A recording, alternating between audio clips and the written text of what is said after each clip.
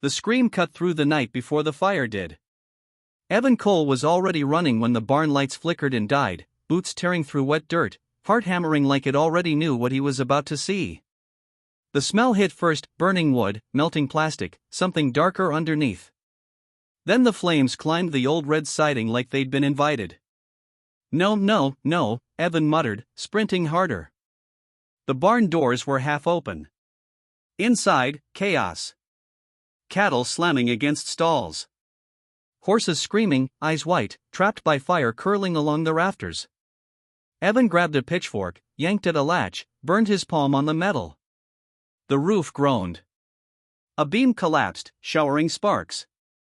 He froze, not from fear, but from the certainty that he was losing everything in real time. Sirens wailed in the distance, too far away, moving too slow. Evan backed out as heat shoved him aside, the fire claiming the space like it had been waiting for permission. 30 minutes earlier, life had been painfully normal. Evan had been in the north pasture, repairing a fence ranger had knocked loose chasing a rabbit. The subdivision beyond the trees glowed with porch lights and manicured lawns, Whitfield Estates. The HOA's pride and joy. His phone buzzed. Karen Whitfield, your dog attacked my cat. Evan sighed, wiped sweat from his brow, and typed back. Evan, ranger chased it. I'm sorry. Vet bills on me. 3 dots appeared. Disappeared. Then another message. Karen, this isn't over. That was it. No call. No knock on the door. Just silence. Now the barn burned like a funeral pyre. Fire trucks finally arrived, red lights cutting through smoke. Deputies dragged Evan back as the structure collapsed inward, the sound like a final breath being forced out of the land itself. He dropped to his knees in the mud. 12 cattle. 3 horses. Generations of work. Gone. Animal control loaded Ranger into a van. The dog barked wildly, confused, terrified. Blood stained his muzzle, scratches from breaking through fencing earlier, not from any attack, but no one seemed interested in nuance.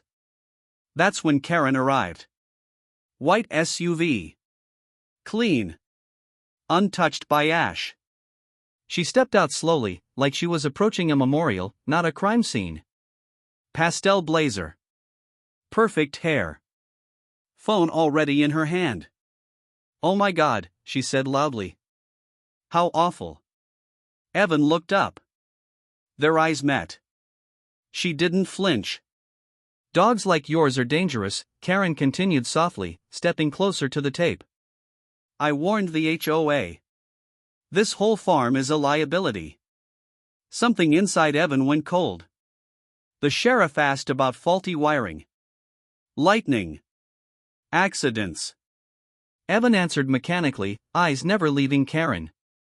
She smiled tight, controlled, and gave a polite nod, as if confirming a transaction had been completed. That night, standing alone in the smoking ruins, Evan understood one thing with terrifying clarity. This fire had intent. And intent meant someone wanted him gone. The county called it undetermined. Evan called it bullshit. He walked the ruins at sunrise, boots crunching over blackened earth, camera in hand. He photographed everything: burned patterns, melted hinges, scorch marks that told a story the official report refused to read. Behind the collapsed feed room, he found it. A red gas can. Half melted. Not his. He bagged it himself. The fire marshal barely looked. Could have been there before. Wasn't, Evan replied. The man shrugged. That was when Evan stopped expecting help. He dug into public HOA records that night. Complaint after complaint, all from Karen Whitfield. Noise violations.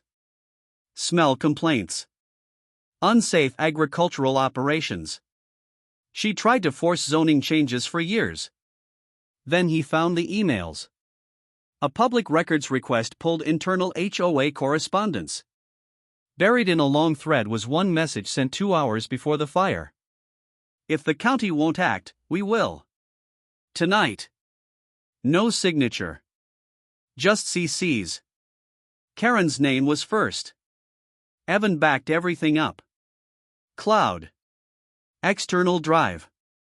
Printed copies. He talked to neighbors quietly. Old Tom Alvarez admitted Karen had been celebrating lately. A younger couple said HOA security had been patrolling closer to Evan's land the week before the fire. One night, Evan drove past Karen's house. Cameras. Motion lights. Private security signage. Someone followed him home. At the next HOA meeting, Evan sat in the back, silent, burned boots still smelling faintly of smoke. Karen ran the meeting smoothly, talking about community safety and protecting property values. When public comment opened, Evan stood. "My barn burned down last week," he said calmly. "Livestock died. Accelerant was found." Karen's smile tightened. "I'm not accusing," Evan continued. "I'm documenting." After the meeting, a man stopped him near his truck. "You're making a mistake," the man said. "Drop it." That night, Evan's phone rang. Private number. "Ranger won't always be protected," Karen said calmly, then hung up. The message was clear. This wasn't just about a cat. It was about control. The hearing room was already loud when Evan walked in, but the noise dropped a notch when people noticed him. County seal on the wall. American flag in the corner. Folding chairs packed with residents, reporters, and HOA loyalists who still wore Whitfield Estates pins like badges of honor. Camera tripods crowded the back wall, red recording lights blinking patiently, hungry. Karen Whitfield sat in the front row. Perfect posture. Neutral smile. Navy blazer this time, serious, respectable. She looked like someone who belonged at a podium, not in handcuffs. Two HOA board members flanked her, whispering like nervous aides. Evan took a seat near the aisle, flash drive heavy in his pocket. Ranger stayed home today, courtroom rules, but Evan felt his absence like a missing limb. The county commissioner tapped the microphone. "We'll proceed with Agenda Item 7, Emergency Agricultural Compliance Measures regarding the Cole property." Karen crossed her legs slowly, confident. This was supposed to be her victory lap. The zoning officer began droning about safety concerns, animal control reports, community standards. Evan listened, breathing steady, counting heartbeats. He waited for the right moment, not too early, not too late. When public comment opened, Karen raised her hand immediately. "I just want to say," she began, voice smooth, rehearsed, "that what happened to Mr. Cole is tragic. Truly. But personal loss cannot excuse ongoing danger to our community. We have rules for a reason." A few nods. Murmurs of agreement. Evan stood. "I'd like to respond," he said. The commissioner hesitated, then nodded. Briefly. Evan walked to the podium. Every step felt amplified. He didn't rush. Didn't look at Karen yet. "My barn didn't burn because of faulty wiring," Evan said calmly. "It burned because someone decided my farm was inconvenient." Karen's smile tightened. "I'm not here for sympathy," Evan continued. "I'm here with evidence." He pulled out the flash drive. Karen straightened. "This is highly inappropriate." "Play it," Evan said, looking directly at the commissioner. A technician hesitated, then plugged it in. The screen lit up. Emails appeared first. HOA internal threads. Dates. Times. Names. A quiet ripple moved through the room as people leaned forward. Then the message filled the screen. "If the county won't act, we will. Tonight." The timestamp glowed in the corner. 2 hours before the fire. Karen stood so fast her chair scraped loudly. "That message has no sender. Anyone could have written that." Evan nodded. "That's true." He clicked again. Security footage replaced the emails. A gas station at 9:43 p.m. A white SUV rolled into frame. Clear as day. Karen's SUV. The trunk popped open. A red gas can sat inside. The room erupted. That's circumstantial. Karen snapped. I keep gas for my generator. Evan clicked again. Audio played. Her voice, clear, unmistakable. If the county won't act, we will. The words hung in the air like smoke. Karen lunged toward the projector table. No, turn that off. Security moved instantly. One guard caught her arm. Another blocked the cable. Karen's composure shattered. That dog attacked my cat, she screamed, face flushing red. I warned everyone. He's dangerous. That farm is a hazard. Evan stepped closer to the microphone. My dog chased your cat, he said evenly. The vet confirmed it. You burned animals alive. Silence slammed down hard. Karen's breathing turned ragged. You don't understand how these systems work, she spat. People like you don't get to ignore rules just because you were here first. The sheriff, who'd been standing against the wall, pushed off and walked forward. Karen Whitfield, he said, voice firm, you're under arrest for arson, conspiracy, and animal cruelty. Handcuffs clicked. Karen's knees buckled as they closed around her wrists.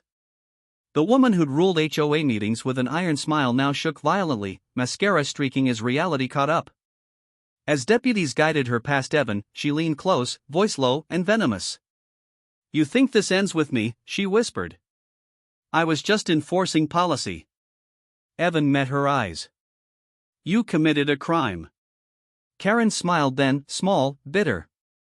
That's what you think. Outside, cameras exploded in flashes. Reporters shouted questions, microphones thrust forward. Mr. Cole. Did you plan this? Was the HOA targeting you? Evan stopped at the courthouse steps. For a moment, he said nothing. Then. My animals didn't get a defense, he said. Today, they finally got a voice. He walked away. That night, Evan sat on the tailgate of his truck, stars overhead, the land quiet in a way it hadn't been since the fire. Ranger leaned against his leg, warm and alive. Justice had been loud. Public. Satisfying. But Karen's last words echoed in his mind. You think this ends with me? Evan stared out at the dark fields and knew one thing with certainty. People like Karen never act alone. They just take the fall first. The land didn't heal all at once. It healed in pieces. The first week after Karen Whitfield's arrest was loud chainsaws, trucks, voices calling Evan's name from the road. Neighbors he barely knew showed up with lumber, fencing, feed. Some came out of guilt. Others out of quiet respect. No HOA badges now. No clipboards.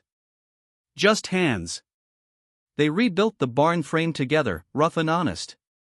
No red paint yet. That could wait. At night, when the noise stopped, the silence felt heavier than before. Evan slept lightly, every creak of wood sounding like fire returning. Ranger never left his side, chin resting on Evan's boot, eyes alert even in sleep. Karen took a plea deal. 3 years in state prison. Arson. Animal cruelty. Conspiracy. The headlines called it HOA gone too far. Commentators laughed. Internet forums turned her into a caricature, a Karen in the most literal sense. But Evan didn't laugh. During sentencing, she never looked at him. Not once. No apology. No remorse. Just that same rigid posture, like she still believed she'd been right, just unlucky. The HOA dissolved within a month. Accounts frozen. Board members resigning in a panic. Lawyers distancing themselves. Whitfield Estates quietly removed its signage, as if erasing the name could erase what happened. The county dropped the zoning case. Evans Farm was officially protected under historical agricultural use. The irony didn't escape him, it took fire and death for the law to finally notice. Life began to resemble something normal again. New livestock arrived slowly. Evan didn't rush it.